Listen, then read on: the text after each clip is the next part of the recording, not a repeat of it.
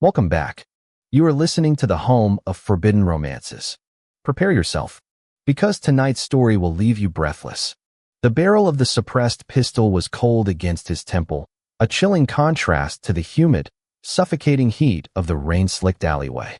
Give me one good reason why I shouldn't scatter your thoughts across the pavement right now. The voice growled, low, baritone, and vibrating with a lethal calmness that was far more terrifying than a scream. Julian Cross froze, his breath hitching in his throat, his fingers still tightly clutching the platinum watch he'd just lifted from the man's wrist. He hadn't even seen the man move. 1 second, Julian was a shadow merging with the smog. The next, he was pinned against the brick wall by a hand that felt like iron, death whispering in his ear. This wasn't just a mark. This was a predator. Julian swallowed hard, the taste of ozone and fear sharp on his tongue. He was 22, but in the grip of the man looming over him, he felt like a child again, starving and cornered. He slowly raised his eyes. The man was a monolith of expensive black wool and tailored violence. His hair was slicked back, dark as a raven's wing, framing a face that was devastatingly handsome and utterly cruel. His eyes were the color of steel, devoid of mercy. This was Cassian Vane, the head of the Obsidian Syndicate, the king of the underworld. And Julian had just tried to rob him. I asked for a reason, Cassian repeated, pressing the gun harder, bruising the skin. Because, Julian choked out, his survival instinct kicking his adrenaline into overdrive. If you shoot me, the police will swarm this block in 3 minutes. You're wearing a bespoke suit worth more than my life, and you don't want blood on it. Cassian's eyes narrowed. The corner of his lip quirked up, not a smile, but a glint of amusement. He lowered the gun by an inch. Sharp tongue for a gutter rat. You know who I am. Everyone knows the devil when they see him, Julian retorted, his defiance a mask for his trembling knees. Cassian stared at him for a long, heavy silence. He saw the grime on Julian's cheek, the frayed collar of his oversized coat, and the desperate hunger in his honey-brown eyes. It was a hunger Cassian recognized. It was the same hunger that had eaten him alive 15 years ago before he clawed his way to the top of the food chain. Keep the watch, Cassian said, his voice dropping to a silken whisper. Julian blinked, stunned. What? I said keep it. Cassian holstered the weapon with a fluid grace, then reached out, his leather-gloved hand gripping Julian's chin, forcing him to look up. But know this, little thief. You took something of mine. Now, according to the laws of the street, you owe me. Before Julian could process the shift in dynamic, a black sedan screeched to a halt at the alley's mouth. 2 men in suits emerged, their movements synchronized and efficient. Take him, Cassian ordered, turning his back on Julian as if he were already an acquired asset. He's coming home with us. The penthouse was a fortress of glass and marble, suspended high above the city's neon-drenched misery. It smelled of sandalwood, old money, and isolation. Julian had been stripped of his rags, scrubbed clean by silent staff, and dressed in silk pajamas that felt alien against his skin. He sat on the edge of a king-sized bed that was larger than the entire apartment he squatted in. He wasn't a guest. The heavy electronic lock on the door made that clear. When the door finally beeped and slid open, 3 hours later, Cassian walked in. He had shed his jacket and tie, the top buttons of his shirt undone to reveal the ink of a dragon tattoo crawling up his collarbone. He held a glass of amber liquid, his gaze sweeping over Julian with possessive scrutiny. Did you enjoy the shower? Cassian asked, leaning against the doorframe. I prefer my freedom, Julian snapped, standing up. He felt small in the massive room, but he refused to cower. Why am I here, Vane? If it's about the watch, take it back. I didn't pawn it yet. Cassian chuckled darkly, walking into the room. The air seemed to grow heavier with every step he took. It's not about the watch, Julian. It's about potential. I saw how you moved in that alley. Silent. Invisible. You have talent. I'm a thief, not a soldier. And I'm a businessman, not a charity. Cassian countered, stopping inches from Julian. He towered over the smaller man, radiating heat and power. My organization has a leak. Someone is moving numbers in my ledgers, siphoning funds to the Serpent Clan. I need someone who isn't in my system. Someone who knows how to look for things that are meant to be hidden. You want me to audit your dirty money? Julian let out an incredulous laugh. And if I say no? Then I open the window. Cashin gestured casually to the floor-to-ceiling glass overlooking a 40-story drop. And let gravity settle your debt. It wasn't a bluff. Julian could see the apathy in Cashin's eyes. To a man like Vane, life was a currency, and Julian was currently overdrawn. Fine, Julian whispered, clenching his fists. I do this and I walk away. Debt paid. We'll see. Cashin murmured, reaching out to brush a stray lock of damp hair from Julian's forehead. The touch was electric, shocking Julian into stillness. Cashin's fingers lingered on his skin, warm and rough. You might find that the cage is safer than the wild, little bird. The weeks that followed were a blur of numbers and tension. Julian worked in Cashin's private study, surrounded by mountains of encrypted files. He had a gift for patterns. It was how he picked locks, how he memorized guard rotations. Now he applied it to the digital labyrinth of the Iron Lotus Syndicate. Cashin was always there, watching. He would sit in his leather armchair, cleaning his collection of antique firearms, his eyes tracking Julian's every movement. The dynamic was suffocating, yet strangely intimate. They ate dinner together in silence. Cashin began to leave small things for Julian. A plate of high-end pastries, a stack of books, a softer blanket. It was a confusing mix of captivity and care. Julian found himself watching Cashin too. He saw the nightmares that plagued the mobster when he dozed off in the chair, the way his hand twitched towards his gun at the slightest noise. He saw the loneliness that rotted the man from the inside out. One rainy Tuesday, Julian found the discrepancy. Here, Julian pointed at the screen, his voice hoarse from hours of silence. Sector 7 distribution. The timestamps don't match the inventory logs. It's a ghost account. Cashin moved behind him, leaning over the chair. His chest pressed against Julian's back, enclosing him. Julian's breath hitched. He could smell the whiskey and gunpowder on Cashin, a scent that was becoming dangerously comforting. Who does the account belong to? Cashin asked, his voice a low rumble near Julian's ear. It routes back to your lieutenant, Silas. The silence that followed was deafening. Silas was Cashin's right hand, his brother in everything but blood. Cashin straightened up, his face hardening into a mask of stone. The vulnerability Julian had glimpsed days ago vanished, replaced by the monster from the alley. Stay here, Cashin ordered, turning to the door. Lock it from the inside. Cashin, wait. Julian stood up, surprising himself. If Silas is the traitor, he won't be alone. He controls the security detail tonight. Cashin paused, looking back. Are you worried about me, thief? I'm worried that if you die, I'm stuck in this penthouse until I starve, Julian lied, though his heart was hammering against his ribs. Cashin's eyes softened, just a fraction. Smart boy. He left. Julian locked the door, pacing the room. 10 minutes passed. Then 20. Then, the explosion shook the building. The lights flickered and died. Emergency alarms began to wail. Julian didn't think. He reacted. He grabbed the heavy bronze statue from the desk and smashed the lock on the door, forcing it open. The hallway was filled with smoke and the staccato rhythm of automatic gunfire. Cashin, Julian screamed, running into the chaos. He found him in the main atrium. It was a slaughterhouse. Bodies of guards lay strewn across the marble. Cashin was behind a pillar, reloading his pistol, blood soaking the white shirt of his suit. Silas stood on the mezzanine above, flanked by mercenaries wearing the insignia of the Serpent Clan. Give it up, Cashin, Silas shouted, his voice echoing. The Iron Lotus is mine. Cashin stepped out, firing 2 shots that took down a mercenary, but he was pinned. A laser sight dotted his chest. Julian didn't have a weapon. He had a heavy glass ashtray he'd grabbed from a side table and the element of surprise. He sprinted through the shadows, scrambling up the decorative trellis to the mezzanine. He was a thief. Climbing was his nature. As the sniper adjusted his aim to end Cashin Vane, Julian vaulted over the railing and swung the heavy crystal with all his might.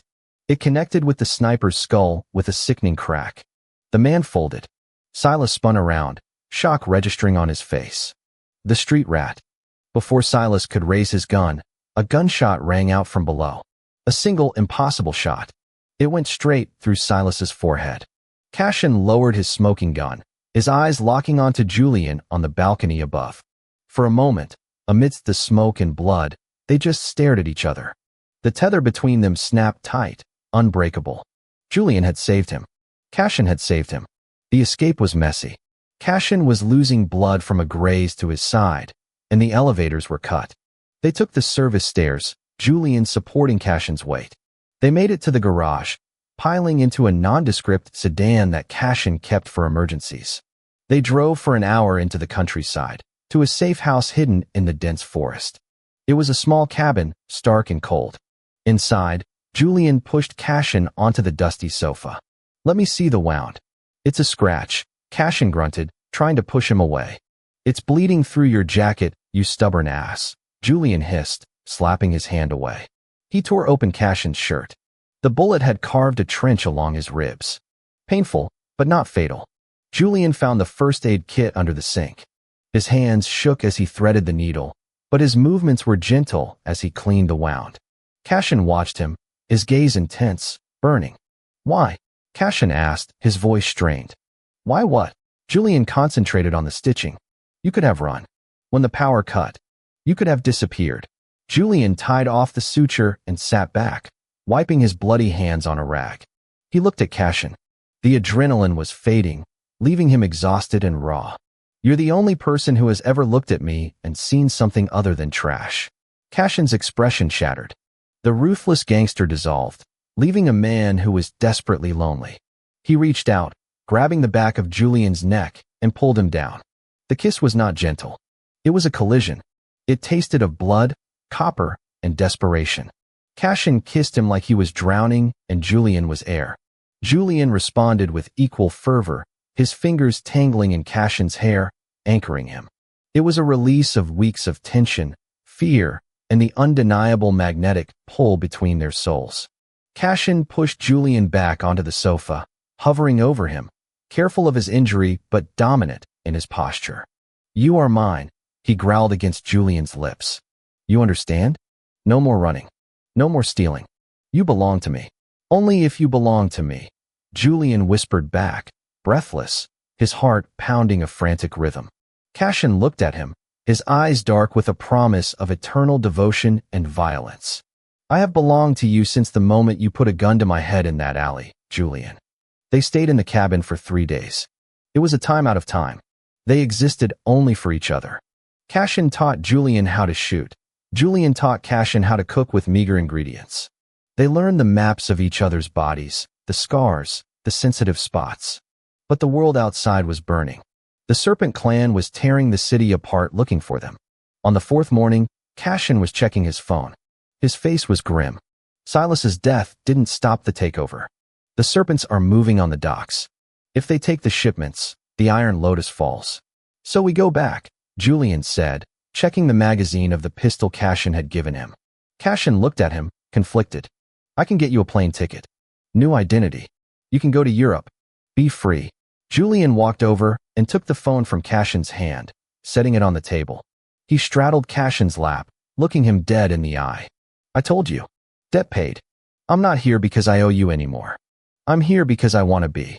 Cashin wrapped his arms around Julian's waist, burying his face in Julian's neck. "If you come with me, there is no going back. You will have blood on your hands. Better blood on my hands than living without a heart," Julian replied softly. The reclamation of the city was swift and brutal. With Julian's knowledge of the encrypted networks, they crippled the Serpent's finances before a single shot was fired. When Cashin walked into the main warehouse, flanked by his loyalists who had gone underground, the enemy was already in chaos. Julian wasn't hiding in a penthouse this time. He was in the control room, overriding the security systems, locking the Serpents in. He watched the monitors as Cashin moved through the warehouse like a wraith, a force of nature reclaiming his kingdom.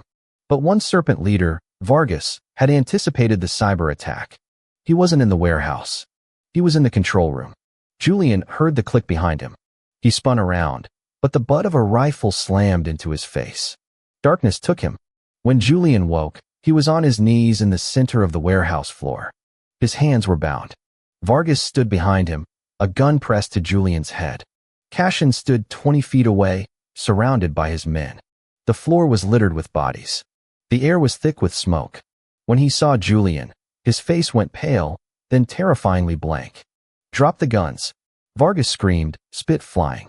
"Or the boy dies." Cashin raised his hand. His men lowered their weapons. "Let him go, Vargas," Cashin said, his voice eerily calm. "This is between us." "He means something to you," Vargas sneered, digging the barrel into Julian's scalp. The great Cashin vein, brought to his knees by a pretty street rat. "Sign over the territories, Cashin. All of them. Or I paint the floor with him." Julian looked at Cashin. He saw the calculation in the gangster's eyes. He saw the rage. And he saw the love. "Don't do it, Cashin," Julian shouted. "He'll kill us both anyway." "Shut up." Vargas struck Julian again. Cashin flinched, a muscle in his jaw jumping. "Fine," Cashin said, dropping his gun. He kicked it away. "I surrender. Just let him go." Vargas laughed, a manic, triumphant sound. "You fool.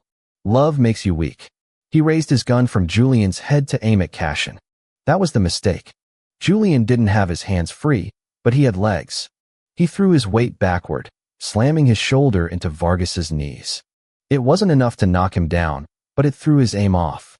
The shot went wide, hitting the concrete. In that split second, Cashin moved. He didn't dive for cover. He drew a second, smaller pistol from an ankle holster, a move so fast it blurred. Asterisk bang. Bang, asterisk. 2 shots. One to Vargas's chest, one to his head. The rival boss crumbled. Cashin was running before the body hit the floor. He slid to his knees in front of Julian, cutting the bonds with a knife. He pulled Julian into a crushing embrace, his hands shaking violently. "I thought I lost you," Cashin gasped, his voice breaking. "I thought. You can't get rid of me that easily," Julian whispered, leaning his forehead against Cashin's chest. "We have a deal, remember?" Cashin pulled back, cupping Julian's bruised face. He kissed him, right there in the middle of the carnage, a kiss that claimed him in front of God and everyone. "The deal has changed," Cashin said, his eyes burning with intensity. "You aren't my debt. You are my partner. My equal. My king." Julian smiled, blood on his teeth, but his eyes shining. "Then let's go home, Cashin." Cashin stood up, pulling Julian with him. He draped his coat over Julian's shoulders, shielding him from the world. As they walked out of the warehouse, the remaining men of the Iron Lotus bowed their heads. Not just to Cashin, but to the boy who had walked through fire for him. And that is how the viper tamed the wolf, by letting himself be bitten. If you enjoyed seeing Julian bring the most powerful man in the city to his knees, destroy that like button. And tell me in the comments, is it true love if it starts with a gun to your head, or is it just survival? I'll be reading your answers. Subscribe for the next chapter. Until then, prompt image. Prompt, masterpiece, best quality, high-res, 1.2. Korean manhwa style, semi-realistic, digital art, 2 men, BL, Yaoi, man 1. Tall, muscular, sharp jawline, black slicked back hair, dragon tattoo on neck, wearing unbuttoned white shirt stained with blood and gun holster, intense protective expression, holding man 2 close. Man 2. Shorter, slender, messy brown hair, wearing oversized black coat over shoulders, bruised cheek, defiant but exhausted expression, leaning against man 1. Background is a dark industrial warehouse with dramatic shaft lighting, dust particles, blurred figures of subordinates in suits bowing in background, cinematic composition, emotional atmosphere, sharp focus, intricate details.